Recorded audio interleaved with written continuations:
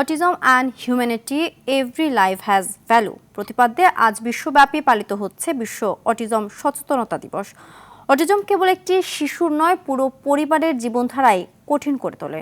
উপযুক্ত সহযোগিতা ও পরিচর্যায় কেউ কেউ প্রতিভার বিকাশ ঘটিয়ে সমাজে অনুকরণীয় দৃষ্টান্ত স্থাপন করলেও শনাক্ত না হওয়ায় অনেকে এখনও কাটাচ্ছেন মানবেতর জীবন। আরও জানুন সৈয়দা মুনিরা ইসলামের বিশেষ প্রতিবেদনে। নায়াসিনামাইড ও স্যালিসাইলিক সমৃদ্ধ লিলি ফেস ওয়াশ যা ফেসের ডেড স্কিন সেল দূর করে দেয় দ্বিগুণ ফাস্টার ব্রাইটেনিং।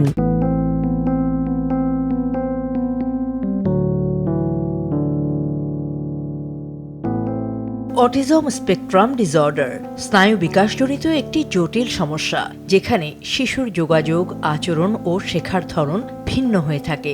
সাম্প্রতিক জরিপ বলছে প্রতি 100 জন শিশুর মধ্যে একজন অটিজম বৈশিষ্ট্য সম্পন্ন। সেই হিসাবে বর্তমান বিশ্বে প্রায় 7,80,00,000 অটিজম বৈশিষ্ট্য সম্পন্ন মানুষ আছেন। বাংলাদেশেও অটিজম শিশু নিয়ে হাজারো পরিবার প্রতিদিন লড়ছে ভালোবাসা, ধৈর্য আর আশার শক্তি নিয়ে। অটিজম স্পেকট্রাম ডিসঅর্ডার এটা মূলত স্নায়ু বিকাশজনিত সমস্যা।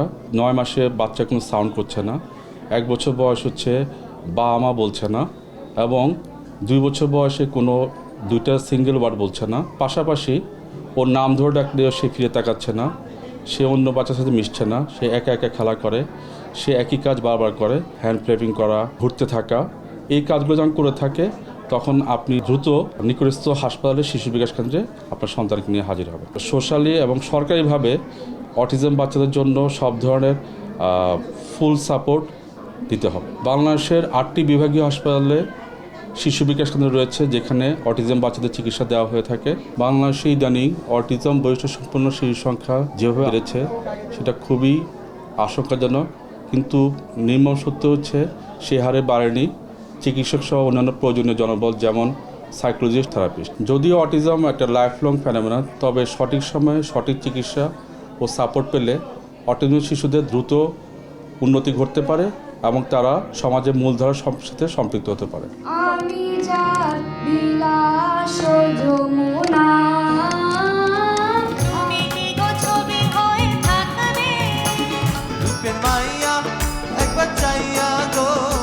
অটিজম বৈশিষ্ট্য সম্পন্ন ব্যক্তিদের অনেকেই অসাধারণ প্রতিভার অধিকারী। কেউ চমৎকার ছবি আঁকে, গান গায়, নাচে, কেউ আবার মুহূর্তেই মিলিয়ে ফেলে জটিল সব গাণিতিক সমীকরণ। প্রয়োজনীয় সহযোগিতায় এই মানুষগুলোই হয়ে উঠতে পারে সফল উদ্যোক্তা, শিল্পী অথবা দক্ষ কর্মী।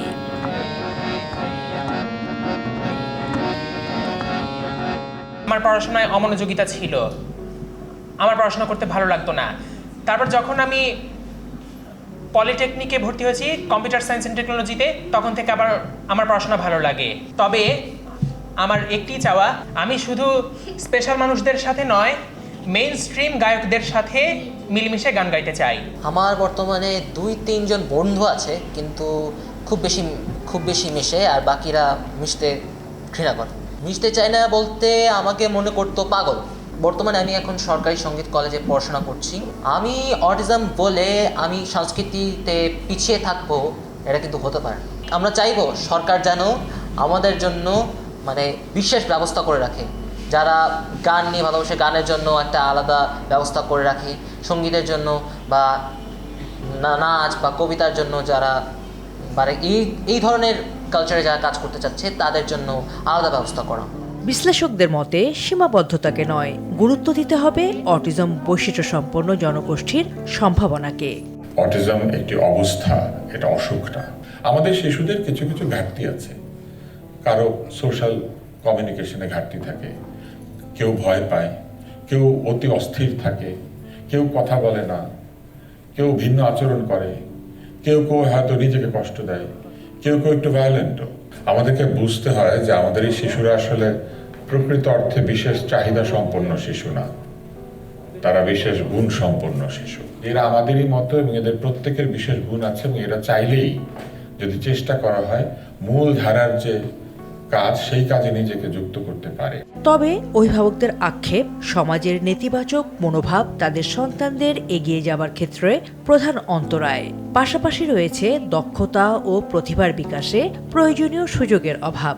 আমি আফ্রিদির আব্বু সামাজিকভাবে অনেকটা আইসোলেটেড হয়ে গেছি আমি, যেটা কেউ মানে নিতে চায় না এই জিনিসগুলো, বা আমাদের এই সমাজও অনেকে এইসব বাচ্চাদেরকে সহজভাবে গ্রহণ করতে চায় না।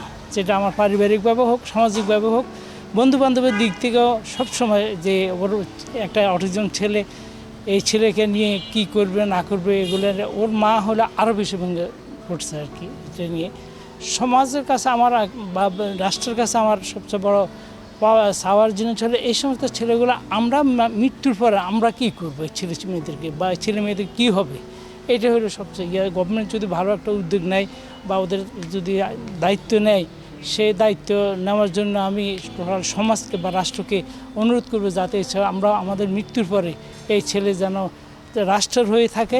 আমার মেয়ের প্রতিভাগুলো আমি কোনো জায়গায় করতে পারতেছি না। আমি অনেক সমস্যা যেটা থাকতে হয়, আমি নরসিংদী থেকে ঢাকায় আসা যাওয়া, তারপর হয়েছে আমার হাজব্যান্ড অসুস্থ, তার সাথে সাথে আমার মেয়েটা অসুস্থ, আমি দুজনকে নিয়ে পথ চলা খুবই কঠিন হয়ে যায়। মানুষের কাছে অ্যাওয়ারনেস তৈরি করা যে তাদের সাথে আমরা কিভাবে আচরণ করতে পারি বা তাদেরকে কিভাবে আমরা ডেভেলপ করতে পারি, সমাজের কি দায়িত্ব আছে সেই জিনিসগুলো নিয়ে আমি যাতে সামাজিক মাধ্যমে সবার বুঝতে পারে যে এই ধরনের স্পেশাল যে চাহিদা সম্পন্ন যে ছেলেরা আছে, মেয়েরা আছে বা রুগীরা আছে, তাদের আমাদের কি করা উচিত, তাদের সাথে কিভাবে কি করা উচিত, তাদের ডেভেলপের কতটুকু সহযোগিতা করা উচিত, সব ব্যাপারে সবাইকে সামাজিকভাবে একটা আগায় আসা উচিত। জারিফের মা বলছিলাম,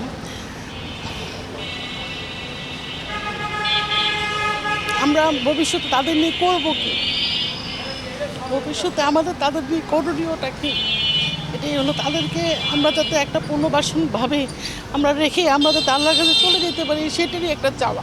তাদের পিছনে যেটুকু করা যায় সরকারের তরফ থেকে অর্থনৈতিকভাবে সহযোগিতা, সেটাই বর্তমান সরকারের কাছে আমার প্রত্যাশা। অটিজম বাচ্চাদের যে ব্যয়টা, এটা কিন্তু অনেক সেটা অনেকের পক্ষে ক্যারি করা সম্ভব না। আমার ছেলের স্কুলে অনেক ভাবিরাই আছে, তারা ফিস দিতে পারে না, তারা বাচ্চার খাবার কিনতে পারে না, মেডিসিন কিনতে পারে না।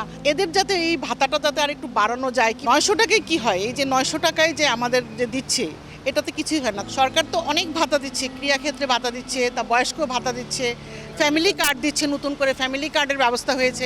সেই আমাদের এই বাচ্চারা তো খুব অসহায়, তাদের জন্য যাতে কিছু করে সরকার। প্রতিভার বিকাশ সহায়ক পরিবেশ তৈরি করে অটিজম বৈশিষ্ট্য সম্পন্ন এই জনগোষ্ঠীকে দক্ষ মানব সম্পদে রূপান্তরের পরিকল্পনা করছে বর্তমান সরকার। কিভাবে তাদেরকে লাইফ লং একটি মানব সম্পদে পরিণত করা যায়, কারণ প্রত্যেকটি বাচ্চার ভেতরে একটি স্পেশাল কোনো না কোনো গুণ সৃষ্টিকর্তা দিয়ে দেন। আমরা চাই যে সেই গুণগুলোকে তুলে নিয়ে আসার জন্য, এবং সেটা তুলে নিয়ে আসতে পারে তাদেরকে সেই সেক্টরে ট্রেনিং দিয়ে আমরা, তারা যেন তাদের জীবনে, যেমন যখন তাদের প্যারেন্টস থাকবে না, গার্ডিয়ান থাকবে না, তখন তারা কিভাবে চলতে পারবে, সেখানে একটা কোনো কিছু করতে পারে, সেই বিষয়ে আমাদের কিছু কার্যক্রম চলছে। বিশ্ব অটিজম দিবসের বার্তা একটাই, প্রতিটি জীবনের বৈষম্যহীন মূল্য এবং সচেতনতা। সামাজিক অর্থনৈতিক অন্তর্ভুক্তি নিশ্চিত করা গেলে বদলে যাবে অটিজম বৈশিষ্ট্য সম্পন্ন মানুষগুলোর জীবনের গল্প।